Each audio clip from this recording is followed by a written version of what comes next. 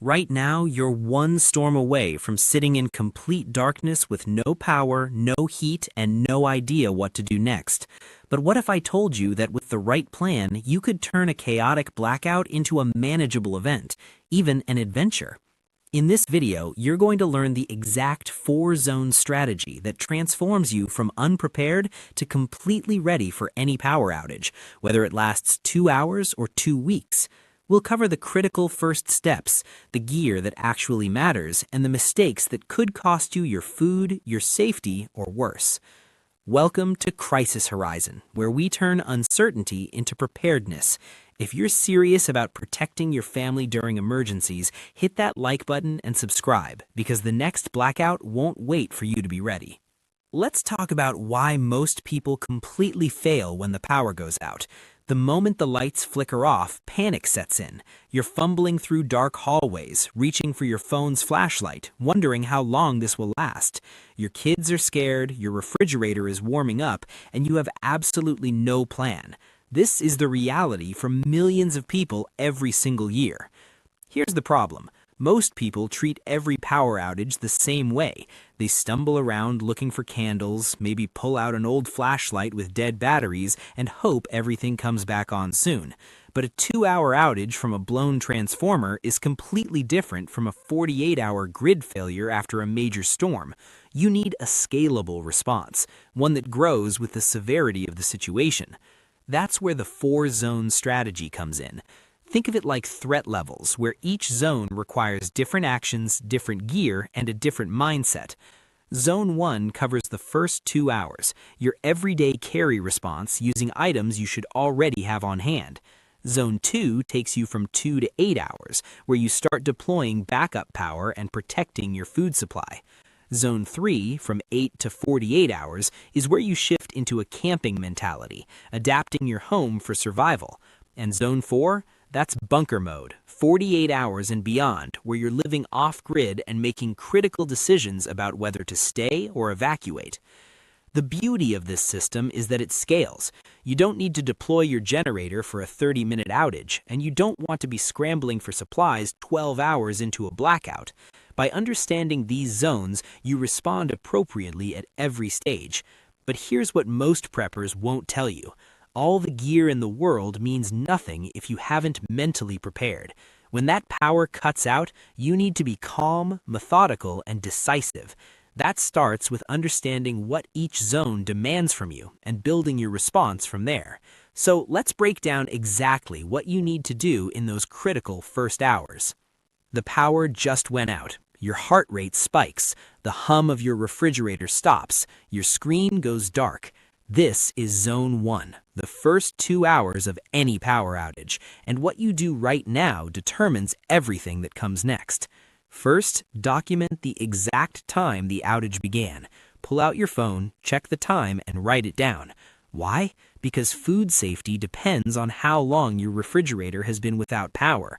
The FDA says food stays safe in a closed refrigerator for about 4 hours. After that, you're on borrowed time. If you don't know when it started, you can't make informed decisions about what to eat and what to throw away. Next, test your phone. If it's working, you can immediately rule out one of the worst-case scenarios, an EMP attack. Pull up your power company's website or app and check for outage reports. Most utilities have live outage maps that tell you how many homes are affected and estimated restoration times. This single step gives you situational awareness. Are you the only house out, or is the entire grid down? That answer changes everything. Now, centralize your essentials. You should already have a power outage kit, a dedicated container with lanterns, headlamps, flashlights, an emergency radio, backup batteries, and fire starters. Place this kit in a central location where everyone in your household knows to find it. If you're scrambling through closets in the dark looking for a flashlight, you've already failed Zone 1. Let's talk about lighting, because this is where most people get it wrong. Your EDC flashlight or headlamp is your first line of defense. A quality headlamp keeps your hands free, letting you move safely through your home without tripping over furniture or missing stairs. Brands don't matter as much as reliability. Make sure you've tested it recently and the batteries are fresh. But here's a game changer most people don't know about. power failure alarms. These small devices plug into outlets near your bed or next to critical appliances like your refrigerator or aquarium. The moment power cuts, they emit a loud alarm, waking you up or alerting you immediately. You're not waiting until morning to discover your freezer has been off for 8 hours. You know instantly. Pair that with power failure night lights. These LED emergency lights automatically illuminate when they detect a power loss. Install them in hallways, basements, and children's bedrooms. When the lights go out, these turn on automatically, eliminating the initial panic and giving you safe navigation before you even reach for a flashlight. Chemical lights, glow sticks, are incredibly underrated. They provide ambient lighting without fire risk, they're fun for kids, which helps with morale, and you can use them to mark doorways or steps as hazards in the dark. Crack a few open, hang them around your main living area, and you've got safe, hands-free illumination. And here's something clever: battery backup LED light bulbs. Brands like GE make LED bulbs that screw into your regular fixtures but contain internal batteries. When the power goes out, You flip the light switch expecting darkness, and the room stays lit. It's a small investment that makes a massive psychological difference. Now, protect your electronics. Before you do anything else, unplug valuable devices, computers, TVs, gaming consoles, anything sensitive. When power returns, it often comes with electrical surges that can fry circuits. An unplugged device is a safe device. Your refrigerator and freezer are ticking time bombs. Do not open those doors unless absolutely necessary. Every time you crack that seal, warm air rushes in and the clock speeds up. A closed refrigerator keeps food safe for about 4 hours. A full freezer can maintain safe temperatures for up to 48 hours, but only if you leave it shut. Resist the temptation to check on things. Trust the timeline. Dress appropriately for the weather. If it's winter and your heat just shut off, layer up now. Don't wait until you're shivering. If it's summer and the AC died, switch to light, breathable clothing and start thinking about ventilation strategies. Your home's temperature won't change immediately, but it will change. Get ahead of it. And here's something that separates good preppers from great ones. Turn this into a positive experience. Especially if you have kids, a power outage can be scary or it can be an adventure. Pull out board games, tell stories by flashlight, make it fun. High morale is a survival tool. Fear and panic drain energy and cloud judgment. Laughter and engagement do the opposite. Zone 1 is about immediate response with minimal gear deployment. You're not starting generators or setting up camp yet. You're simply stabilizing the situation, gathering information, and ensuring everyone is safe and calm. But what happens when 2 hours turns into 8? That's when things escalate. You've made it past the 2-hour mark, and the power is still out. Now you're entering Zone 2, the transition phase, and it's time to escalate your response. This is where casual inconvenience starts becoming a real problem, and where your preparation either shines or falls apart. Power solutions become critical now. If you have a portable power station, brands like Jackery or EcoFlow, this is when you deploy it. These battery-powered units can keep vital items running for hours or even days depending on capacity. Charge your phones, run your CPAP machine, power a small fan or heater, keep your internet router alive. They're quiet, they're clean, they don't produce carbon monoxide, and they're perfect for apartment dwellers who can't use gas generators. Speaking of phones, conserve that battery like your life depends on it, because it might. Switch to low power mode immediately. Disable Wi-Fi if there's no internet. Close every app you're not actively using. Dim the screen. Your phone is your lifeline to information, communication, and emergency services. A dead phone in hour 6 of a blackout is a catastrophic failure.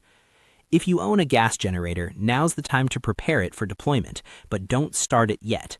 Move it outside to a safe location at least 20 feet from any window or door. Check the fuel supply, verify the oil level, lay out your extension cords. Make absolutely certain your carbon monoxide detectors have fresh batteries. Generators kill people every year through carbon monoxide poisoning. You cannot run them indoors, in a garage, or even near open windows. The exhaust is invisible and deadly. Let's talk about your refrigerator again, because this is where food safety becomes urgent. By now, you've kept that door sealed for hours, but temperatures are rising. Use bright-colored tape, duct tape, painter's tape, anything visible to seal the door shut. Make it a physical and visual reminder to everyone in your household. Do not open this door. Every peek costs you precious time. Better yet, use technology. Wireless temperature sensors like the Yolink smart sensor connect to your smartphone and give you real-time readings from inside your fridge and freezer. You don't need to guess whether it's still safe. You know. If the internal temperature climbs above 40 degrees Fahrenheit for more than 2 hours, that food is compromised. Monitor, document, and make decisions based on data, not hope. If you have coolers and ice, start making transfers. Move the most perishable items, dairy, meat, anything temperature sensitive, into coolers packed with ice. This extends their safe window and takes pressure off your failing refrigerator. But be strategic. Don't move everything at once. Prioritize based on what you'll eat first and what's most expensive or critical to your family's diet. If you have an aquarium, this is life or death for your fish. Battery-operated air pumps exist specifically for power outages. Deploy them now to keep oxygen flowing through the tank. If you don't have one, cover the aquarium with warm blankets to retain heat. Fish can survive longer in stable temperatures than in rapidly cooling water. It's not ideal, but it buys time. Lighting strategies evolve in Zone 2. Your flashlights and headlamps are still in play, but now you're thinking about sustained illumination. Glow-in-the-dark tape becomes useful here. Mark stairways, door frames, any potential hazard zones. In complete darkness, a glowing outline can prevent serious injuries. Here's a brilliant low-tech solution: solar pathway lights. You know, those cheap stake lights people put along driveways and garden paths. Bring them inside at night. They charge all day in the sun outside, then provide hours of soft ambient lighting indoors after dark. Zero cost to operate, no batteries to replace, and they work indefinitely as long as the sun keeps shining. Candles and matches should be staged, but not deployed yet. They're backups for when battery-powered options run low, but they come with fire risk. If you're going to use them, never leave them unattended, keep them away from children and pets, and place them in stable holders on non-flammable. One candle-caused house fire turns a manageable blackout into a life-threatening catastrophe. You're also thinking ahead now. If this outage stretches into Zone 3, you'll need those portable power stations fully charged, your generator ready to run, and your household mentally prepared for a longer haul. Zone 2 is about smart escalation, deploying more resources while conserving them carefully, because you don't yet know how long this will last. The transition zone separates people who planned from people who hoped.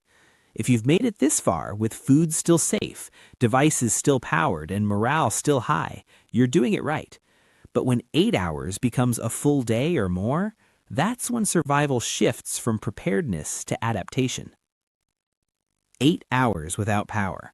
The sun has set and risen again, or maybe it's done that twice. You're officially in Zone 3, the camping zone, and it's time to fundamentally change how you're living in your home. This isn't a temporary inconvenience anymore. This is survival. The first thing you need to do is shrink your living space. Heating or cooling an entire house without power is impossible. But heating or cooling 1 or 2 rooms, that's manageable. Create containment rooms using moving blankets and zip wall poles. These are tension-mounted barriers that let you section off areas without permanent construction. You're essentially building temporary walls to trap heat in winter or create a cool zone in summer. In extreme cold, consider setting up indoor tents. Yes, tents inside your house. It sounds strange until you realize that a small enclosed space retains body heat far better than an open room. Set up sleeping quarters and tents inside your containment room, and you've created a microclimate that keeps your family warm even as the rest of the house freezes. Plus, kids think it's an adventure, which is critical for morale. Food becomes a calculated priority now. Your refrigerator food is likely gone unless you've been running a generator intermittently. Consume the most perishable items first. Anything that was thawed or opened gets eaten within the next meal or 2. After that, you're moving to canned goods, dry foods, and anything shelf-stable. Cooking requires fire, and fire requires extreme caution. If you have a camping stove, Coleman makes excellent models. Use it outside only. Never run a camping stove indoors, even with ventilation. The carbon monoxide and propane risks are too high. Cook your meals outdoors, bring them inside to eat. It's inconvenient, but it's safe. If you're running low on water, you can melt ice from your freezer. Freezer ice is made from the same tap water you drink, so it's safe to consume once melted. This extends your water supply when other sources run low. Lighting strategies mature in Zone 3. Battery-operated candles are a game changer here. Brands like Vincor offer flameless LED candles with remote controls and timers. They look like real candles, they provide warm ambient light, but they eliminate fire risk entirely. Scatter them around your containment room, set timers so they turn off automatically to save batteries, and you've got sustainable, safe illumination. Organize your battery supply like your life depends on it, because it does. Battery storage cases like the Battery Daddy keep everything sorted by size and easily accessible. You're not digging through junk drawers in the dark hunting for AA batteries. You know exactly where everything is. Traditional candles still have a place, but you're selective now. Sterno makes 100-hour emergency liquid candles designed specifically for extended outages. Stone Briar tea lights offer long burn times in compact sizes. Use them strategically. One candle in a central location provides surprising amounts of light, especially in a darkened room. But again, never unattended, never near flammables. Here's something that sounds frivolous but isn't. Battery-powered Christmas light strands. String them around your containment room. They provide functional lighting, but more importantly, they provide psychological comfort. Humans are hardwired to respond positively to warm, twinkling lights. It lifts spirits in a way that harsh LED lanterns don't. Never underestimate the value of morale in extended emergencies. Now let's talk about your power source decision, because this is the big one. If you can only invest in one major piece of equipment, it's either a portable power station or a gas generator. Here's how to choose. Portable power stations are ideal if you live in an apartment, if you're in a sunny region where solar panels can recharge them during the day, or if you need absolute silence, maybe you have infant children or strict noise ordinances. The EcoFlow Delta Pro 3 paired with solar panels can run indefinitely as long as the sun shines.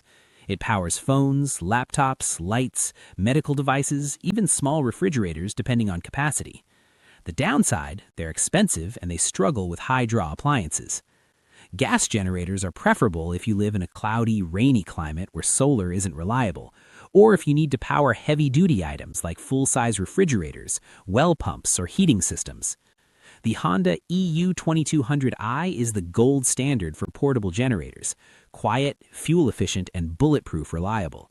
For larger needs, the EU3000i's or EU7000i's scale up power output while maintaining Honda's legendary quality. Fuel storage matters. NATO jerry cans are military-grade fuel containers designed for long-term storage. Pair them with fuel stabilizers to extend gasoline shelf life from months to years. Rotate your fuel supply every 6 months. Use the old gas in your car, refill the cans with fresh. Stale fuel destroys small engines. Power cables are non-negotiable. Stock thick, heavy-duty extension cables, 2 at 100 feet and 2 at 50 feet. Thin cables overheat and can cause fires when running high-draw appliances. Go thicker than you think. Multi-outlet power strips let you run multiple devices from a single generator outlet. But here's the pro move. Use timers. Plug your refrigerator into a timer that cycles it on for 15 minutes every hour. This keeps food cold while conserving generator fuel. You're not running continuously, you're staging power intelligently. Carbon monoxide safety cannot be overstated. Generators produce deadly exhaust. Place them at least 20 feet from any opening, windows, doors, vents. Point the exhaust away from your home. Run CO detectors on battery power inside your house. Every year, people die from generators placed in garages with the door cracked open. Don't become a statistic. Power staging extends your resources exponentially. Instead of running everything constantly, cycle devices. Refrigerator runs for 15 minutes, then off. Charge phones and power banks while the generator is on, then shut it down. This strategy turns 6 hours of fuel into 12 or more hours of effective power. Zone 3 is where preparation meets execution. You've shifted from normal life to adapted life. You're camping in your own home, managing power like a precious resource, and keeping your family safe and relatively comfortable despite circumstances. But what happens if this stretches past 2 days? That's when hard decisions start. 48 hours without power, 2 full days. You're now in Zone 4, bunker mode, and the question you need to ask yourself is simple but critical. Should we stay or should we go? Evaluate your situation honestly. Do you have enough fuel to keep running your generator?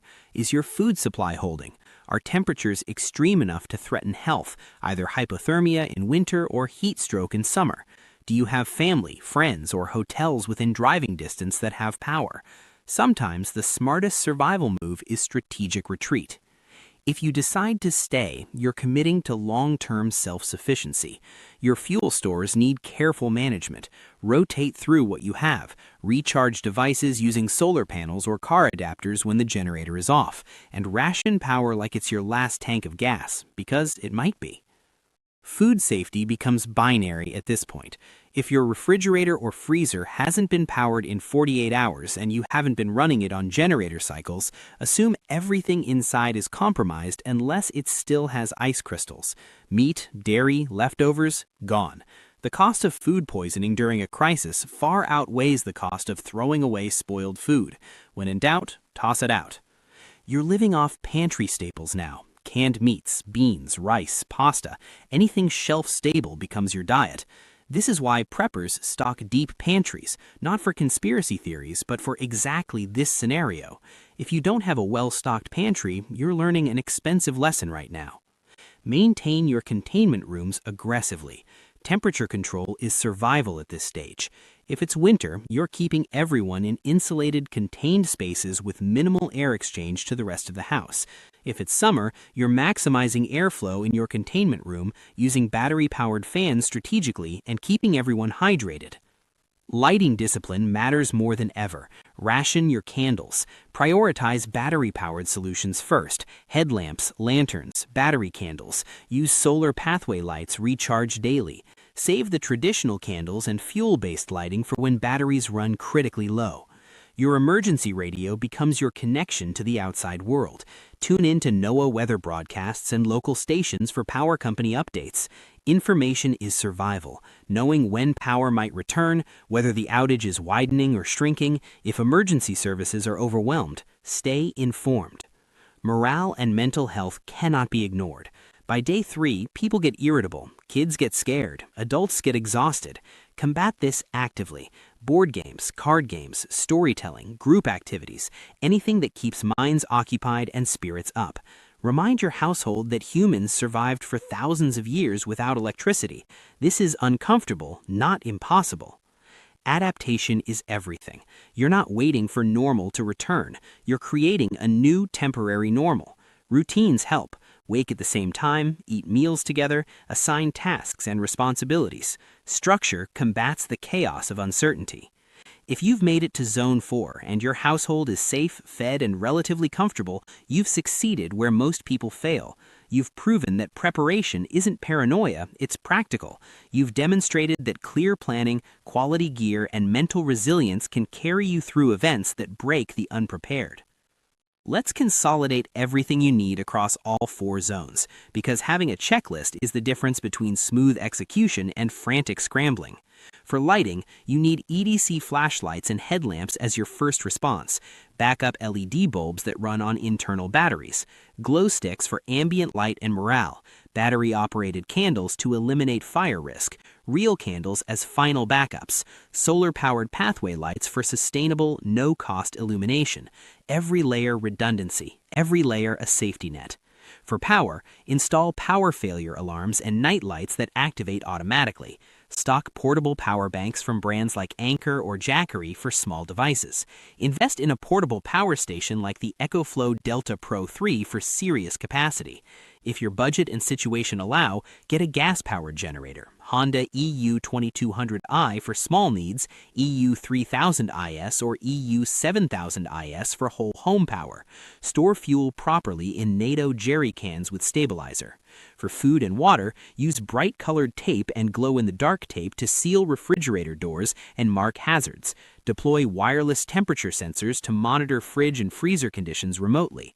Keep coolers and ice packs staged for emergency transfers. Stock canned food, dry goods, and shelf. Store water in 5-gallon jugs and no purification methods, boiling, filtration, chemical treatment.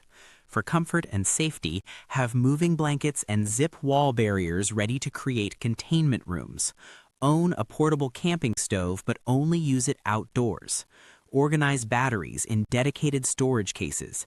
Never compromise on carbon monoxide detectors, thick extension cables rated for high draw, and multi-outlet power strips. Keep an emergency radio with fresh batteries. For morale, stock board games, card games, Uno, anything that keeps people engaged. Battery-powered Christmas lights aren't frivolous, they're psychological tools. Laughter, games, and group activities are survival gear. Preparation is a mindset, not a shopping list. Here's how you stay ready long before the crisis hits. Organize and centralize everything. Build one dedicated power outage kit with all necessary gear in a single accessible location. Print out checklists for each zone of response and laminate them so they survive moisture and handling. When the power cuts, you're not thinking, you're executing a plan you've already built. Practice regularly. Familiarize yourself with generator operation before you're fumbling with it in the dark during a storm. Run through power station charging and usage. Conduct family drills where everyone practices their role. Test your gear. Replace batteries before they die. This is muscle memory, and muscle memory saves lives. Stay informed continuously. Monitor your local power company's outage reports and social media. Sign up for alerts. Listen to emergency broadcasts during severe weather. Information lets you prepare before the outage instead of reacting after.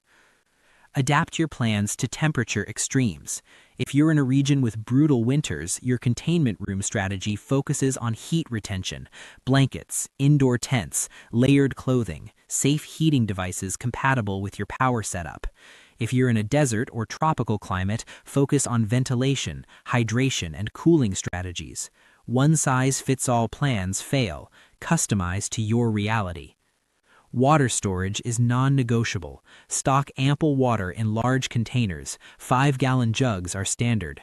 Learn purification methods now before you need them. Boiling kills pathogens but requires fuel. Filtration systems like LifeStraw or Sawyer remove bacteria and parasites. Chemical treatments like iodine tablets are compact and shelf-stable. Have multiple methods. Long-term preparedness isn't about accumulating gear, it's about building resilience. The most expensive generator in the world won't help you if you've never started it, don't know how to safely deploy it, or run out of fuel in hour 12. The best power station is useless if you never practiced load management or solar charging. Resilience comes from knowledge, practice, and mental preparation. It's understanding that power outages will happen. They're not unlikely events, they're statistical certainties. The only question is whether you'll be ready when they do. Train yourself to stay calm. Panic is contagious and destructive. Calm is equally contagious and productive. When you remain composed, your family follows your lead. When you have a plan and execute it methodically, fear transforms into confidence. Invest in quality over quantity. One excellent Honda generator beats 3 cheap knockoffs that fail when you need them. One reliable Jackery power station beats 5 questionable brands. Buy once, cry once. Quality gear is expensive up front, but invaluable when it performs flawlessly under pressure. Build containment strategies that actually work for your home's layout and your family's needs. A single dad in a 1-bedroom apartment has different requirements than a family of 6 in a 2-story house. Customize, test, adapt. Cultivate a positive household dynamic. Teach your kids that power outages are adventures, not disasters. Make it fun during practice drills so when the real thing hits, they're excited instead of terrified. High morale isn't a luxury, it's a strategic advantage. You don't need to survive the next power outage, you need to thrive during it. There's a massive difference. Surviving means huddling in the dark, stressed and scared, waiting for someone else to fix the problem. Thriving means adapting confidently, staying comfortable, and even enjoying the break from digital life. Power outages don't have to mean chaos, fear, or danger. With clear planning, zone-based responses, and the willingness to adapt, you transform the lights going out from a crisis into a manageable event, even an opportunity to prove your self-sufficiency. Start small. Build your Zone 1 EDC kit today. Add a power station or generator as budget allows. Practice with your family. Print your checklists. Test your gear. Rotate your supplies. Stay informed. When the next storm rolls in and the grid fails, you won't be the person panicking in the dark, wondering what to do. You'll be the person calmly executing a plan, keeping your family safe and comfortable, leading them through the blackout with confidence and competence. The power will come back on eventually. It always does. But the skills, gear, and mental resilience you build now will serve you for life. Every outage becomes easier, every crisis more manageable, every challenge an opportunity to prove that preparation works.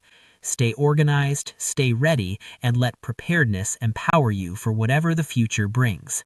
If this video helped you, smash that like button and subscribe to Crisis Horizon. We're building a community of people who refuse to be victims of circumstance, people who take control, prepare intelligently, and face uncertainty with confidence. Thanks for watching, and I'll